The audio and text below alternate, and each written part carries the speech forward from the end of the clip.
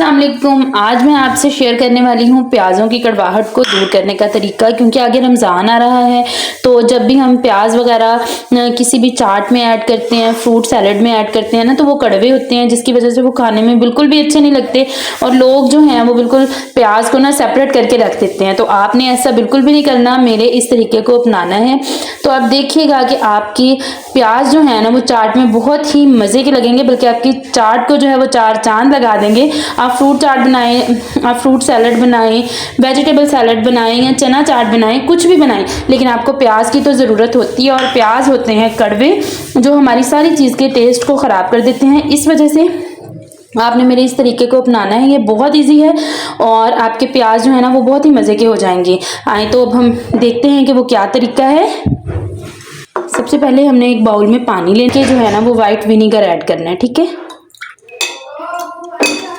White vinegar add करने के बाद हमने इसमें अपने सारे प्याज जो है वो ऐड कर देने हैं और 5 से 6 मिनट हमने इसमें डिप रहने देना है। उसके बाद जी आपने प्याज़ों को बस निकाल लेना है। तो आप देखिएगा कि आपके प्याज़ों का टेस्ट जो है वो कितना मज़े का हो जाएगा। साफ़ पानी से वॉश कर लें तो विनीगर की स्मेल भी नहीं आएगी और आपके प्याज जो हैं वो भी बहुत अच्छे से वॉश हो जाएंगे।